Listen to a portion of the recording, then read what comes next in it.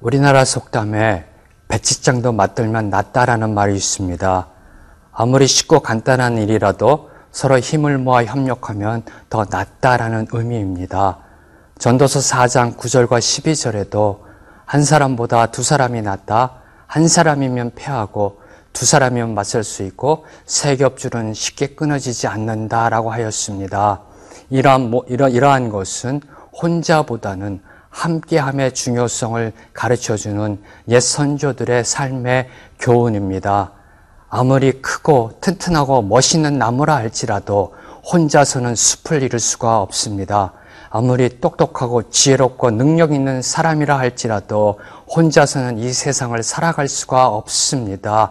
함께 가는 것입니다. 오늘 말씀 속에 이 함께함의 진리가 선포되어지고 있습니다.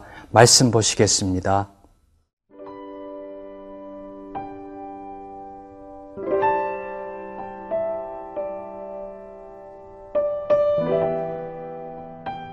사무엘하 20장 14절에서 26절 말씀입니다.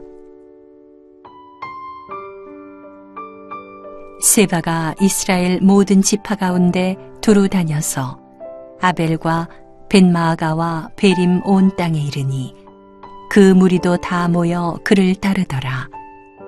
이에 그들이 벳마아가 아벨로 가서 세바를 애우고 그 성읍을 향한 지역 언덕 위에 토성을 쌓고 요압과 함께한 모든 백성이 성벽을 쳐서 헐고자 하더니 그 성읍에서 지혜로운 여인 한 사람이 외쳐 이르되 들을지어다 들을지어다 청하건대 너희는 요압에게 이르기를 이리로 가까이 오라 내가 네게 말하려 하노라 한다 하라.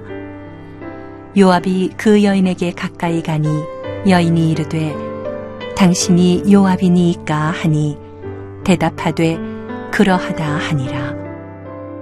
여인이 그에게 이르되 여종의 말을 들으소서 하니 대답하되 내가 들으리라 하니라. 여인이 말하여 이르되 옛사람들이 흔히 말하기를 아벨에게 가서 물을 것이라 하고 그 일을 끝내었나이다. 나는 이스라엘의 화평하고 충성된 자 중 하나이거늘 당신이 이스라엘 가운데 어머니 같은 성을 멸하고자 하시는도다.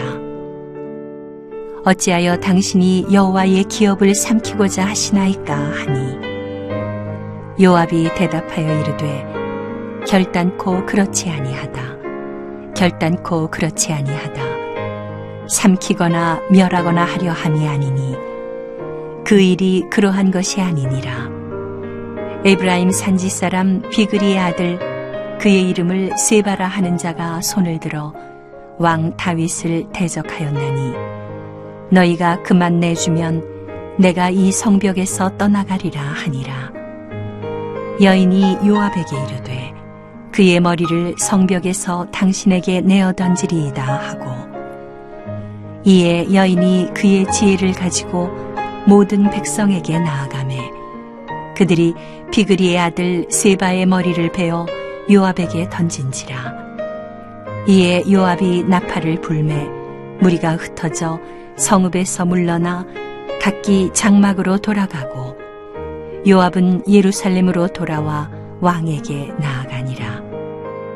요압은 이스라엘 온 군대의 지휘관이 되고 여호야다의 아들 브나야는 그렛 사람과 블렛 사람의 지휘관이 되고 아도람은 감역관이 되고 아힐루스의 아들 여호사밧은 사관이 되고 수아는 서기관이 되고 사독과 아비아달은 제사장이 되고 야일 사람 이라는 다윗의 대신이 되니라.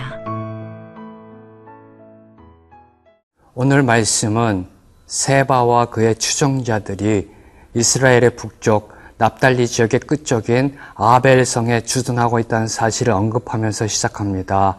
아마도 세바는 다윗의 신속한 대응책에 밀려 이스라엘의 최북단까지 쫓겨온 것으로 여겨집니다. 요압은 군대를 지휘하며 세바의 반란군이 있는 아벨성을 향하여 나아가 포위합니다. 그리고 그 성을 무너뜨리기 위해 토성을 쌓기 시작합니다. 이때 아벨에 주거하고 있는 이름 모를 한 지혜로운 여인이 요압을 급히 찾으며 18절과 19절에 이렇게 말합니다. 여인이 말하여 이르되 옛사람들이 흔히 말하기를 아벨에게 가서 물을 것이라 하고 그 일을 끝냈었나이다. 나는 이스라엘의 화평하고 충성된 자 중 하나이거늘 당신이 이스라엘 가운데 어머니 같은 성을 멸하고자 하시는도다. 어찌하여 당신이 여호와의 기업을 삼키고자 하시나이까 하니, 아벨이 공격당하고 멸망당할 위기에 빠져 있을 때 이 지혜로운 여인은 이스라엘의 옛 속담 하나를 인용합니다. 아벨 사람들의 지혜를 높이며 인정하는 속담을 이야기하면서 요압에게 아벨을 공격하려는 계획을 멈추고 자기 자신과 함께 의논하자고 제안합니다.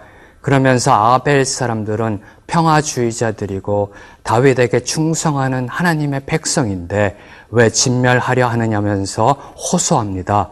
이러한 호소를 들은 요압은 자기 자신은 절대로 하나님의 기업을 진멸하려 하는 의도를 갖고 있지 않음을 밝히면서 단지 다윗을 대적하여 반란을 일으킨 세바만 처단하면은 곧 떠날 것을 약속합니다.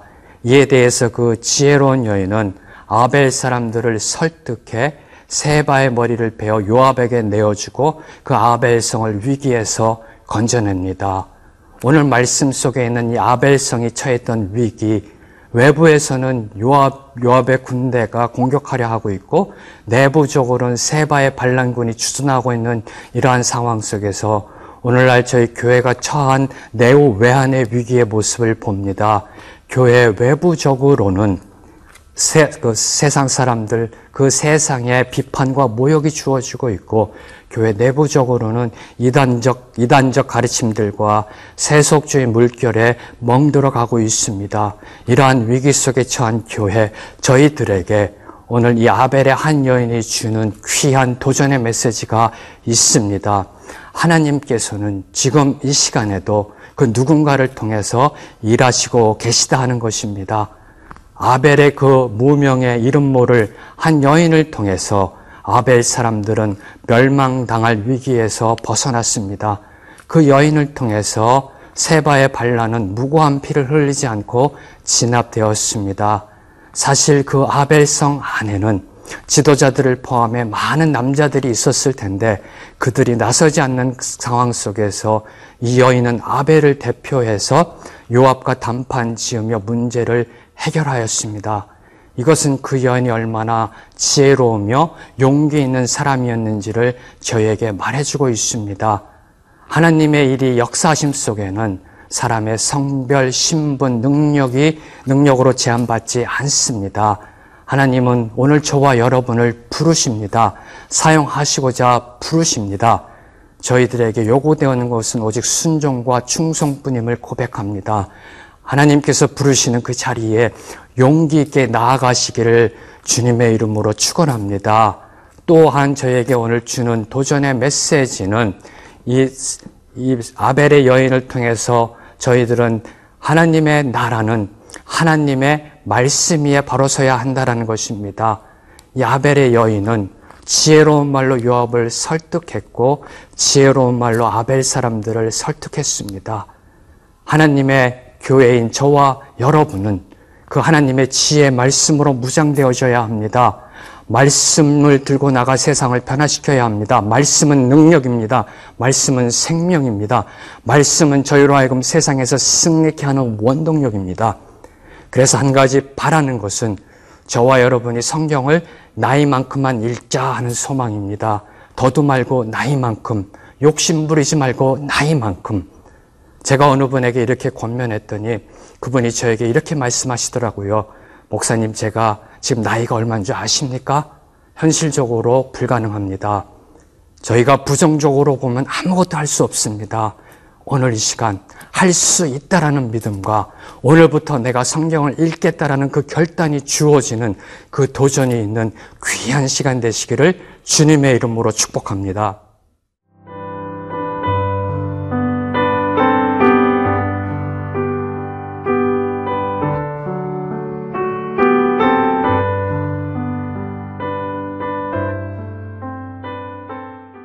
압살롬과 세바의 반란이 진압되고 자신의 왕권이 안정되어 감 속에 다윗은 정치, 경제, 사회, 군사, 종교 각 방면에 걸쳐서 새롭게 조직을 개편함으로 온 이스라엘을 다시금 든든하게 세워나가고 있음을 알 수 있습니다.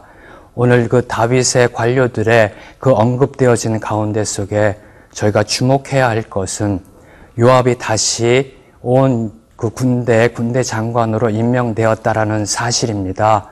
오늘 23절의 말씀을 보면 요압은 이스라엘 온 군대의 지휘관이 되고 여호야다의 아들 브나야는 그렛 사람과 블렛 사람의 지휘관이 되고 비열하고 잔인하게 아마사를 살해했지만 세바의 반란을 아무 문제 없이 진압한 요압은 아마도 그 공을 인정받아 다시 군대 장관으로 임명된 것으로 추정됩니다. 그러나 이 임명함 속에는 그 아마사를 죽인 요압의 죄에 대해서는 침묵하고 있습니다. 다윗이 임명한 아마사를 죽인 항명죄, 무고한 생명을 죽인 살인죄에 대해서 묻지 않고 다시 요압을 군대 장관으로 임명한 것은 분명 정치적 타협이라고 밖에 볼 수 없습니다. 그럼 왜 다윗은 타협할 수밖에 없었을까요? 네, 요압의 그 군부 내에서의 막강한 세력과 영향력을 고려했었을 것입니다. 그러나 무엇보다도 무시할 수 없는 요인은 다윗이 일전에 우리아를 살해할 때 요압과 함께 공모했다라는 사실입니다. 자신의 치명적인 약점, 간음하고 살인한 죄에 대해 알고 있는 요압에게 그 요압의 죄를 처벌하기가 부담스러웠을 것입니다. 자신의 영적 수치가 다윗의 발목을 잡았을 것입니다. 저희들의 삶 속에서 이 시간 모든 영적 부끄러움과 수치가 깨끗하게 제거되기를 기도합니다. 영적 당당함과 담대함이 회복되어 떳떳하게 신앙생활 하시며 승리하는 삶 사시는 저와 여러분이 되기를 기도합니다. 계속해서 다윗의 관료 리스트를 보면은 요압 이후에 제사장 여호야다의 아들 브나야가 언급됩니다. 브나야는 훗날 솔로몬이 왕이 될 때에 일익을 담당하게 되고 결국 요압을 대신해서 온 이스라엘의 군대 장관으로 임명됩니다. 다윗의 관료들 중에 브나야를 포함해 솔로몬 시대 계속해서 중용되는 사람은 감역관 아도람과 제사장 사독입니다. 제사장 아비아달은 솔로몬 왕위 계승 시 아도니아를 지지함으로써 그 제사장직에서 면직당합니다. 그리고 오늘 말씀의 끝 26절은 이렇게 기록되어 있습니다. 야일 사람 이라는 다윗의 대신이 되니라. 오늘 말씀 속에 보여진 다윗의 관료 조직과 사무엘하 8장에 기록되어 있는 다윗의 통일 왕국의 초기 관료 조직을 비교해 보면 특이한 점은 다윗의 아들들의 이름이 빠졌다라는 것입니다. 다윗의 아들들이 담당했던 대신이라는 자리에 야일 사람 그 므낫세 지파 이라가 임명된 것을 알 수 있습니다. 아마도 다윗은 암논과 그 압살롬에 의해서 일으켜온 문제들을 고려해 왕자들을 국정에서 배제시키면서 행정조직을 세워감 속에 유다 및 레위 지파뿐만 아니라 므낫세 지파까지 등용함으로 이스라엘 지파 사이에서의 화합을 위해 노력했던 것을 알 수 있습니다. 성경의 기록을 보면 사울은 베냐민 지파를 중심으로 국정을 이어갔습니다. 그러나 오늘 다윗의 관료 조직을 보면은 최소한 세 지파가 서로 협력하고 있는 모습을 보여주고 있습니다.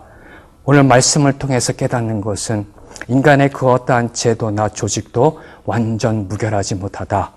심지어는 하나님의 이름으로 세워진 이스라엘이라는 국가, 예루살렘 성전, 그리고 오늘날 교회도 오염되고 변질될 수 있다.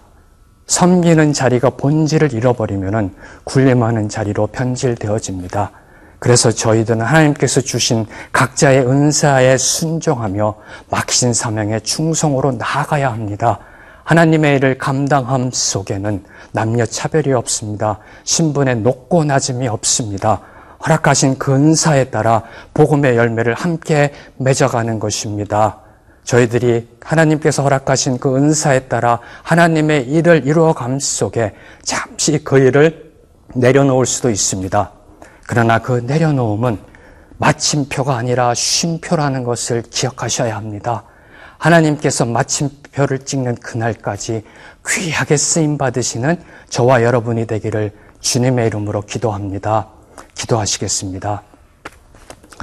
하나님 아버지, 오늘 말씀 속에 보여진 것처럼 나 혼자 이 세상을 살아가는 것이 아니라 함께 협력하여 하나님의 뜻을 이루며 하나님께서 이루신 그 역사를 증거함에 그 증인 되고자 합니다. 하나님, 부족하고 자격 없는 저희들 사용하시어서 하나님의 뜻을 온전히 이루게 하시고 합력하여 하나님의 선을 이루게 하여 주시옵소서. 예수님의 이름으로 기도드렸습니다. 아멘.